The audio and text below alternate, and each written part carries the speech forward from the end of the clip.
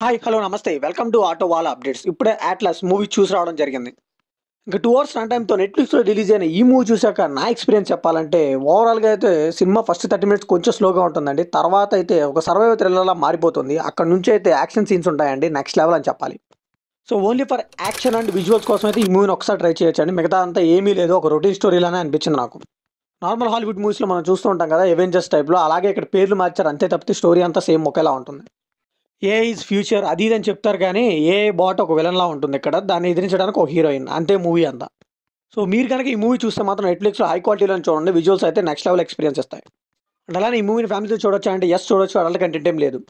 ఈ movie basic స్టోరీలో ఏంటంటే ఏఐని అస్సలు నమ్మని ఒక డేటా అనలిస్ట్ అని మన హీరోయిన్ జెనిఫర్ లోపెజ్ జీ59 అనే ఒక గ్రహానికి వెళ్తుంది.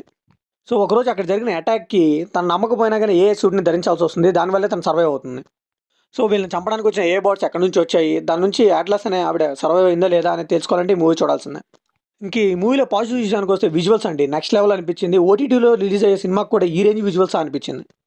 ఎస్పెషల్లీ ఫస్ట్ 30 మినిట్స్ తర్వాత యాక్షన్ సీక్వెన్సెస్ కానీ, క్లైమాక్స్‌లో వచ్చే 20 మినిట్స్ ఏఐ సూట్స్‌లో వచ్చే సీక్వెన్సెస్ గానీ నెక్స్ట్ లెవెల్‌లో అనిపించాయి. అండ్ యాక్టింగ్ పరంగా జెనిఫర్ లోపెజ్ గారైతే ఆవిడ పర్ఫార్మెన్స్, ఆవిడ మార్క్ అయితే చూపించారు. ఇంకా ఏఐ సూట్స్‌ని, ఏఐ బాట్స్‌ని, వాడి ఫీచర్స్‌ని చాలా బాగా చూపించారు. ఇంక ఈ మూవీలో నెగెటివ్స్ విషయానికొస్తే ఈ మూవీకి సరైన స్టోరీ అనేది లేదండి. సో, మొదటి అరగంట చూస్తే ఎవరైనా గానీ ఈ మూవీ అయితే మధ్యలోనే ఆపేస్తారండి. కానీ మొదటి అరగంట మనం ఓపిక పెడితే మాత్రం తర్వాత యాక్షన్ సీక్వెన్స్‌లు నెక్స్ట్ లెవెల్‌లో ఉంటాయి. అండ్ అన్నెసెసరీగా ఎక్కువ డీటెయిలింగ్ ఇచ్చేసి కాంప్లెక్స్ చేసేసారు మూవీని అని నాకనిపించింది. అసలు హీరోయిన్ ఎందుకు ఏఐని సరిగ్గా నమ్మదు అనే దానికి ఒక డీటెయిలింగ్ అనేది ఉండదండి. ఇంకా చాలా సీన్స్‌లో అయితే లాజిక్స్ అయితే అస్సలు ఉండవండి. సింపుల్‌గా చెప్పాలంటే యాక్షన్ తక్కువ, సోది ఎక్కువ అన్నట్టు ఉంటుంది.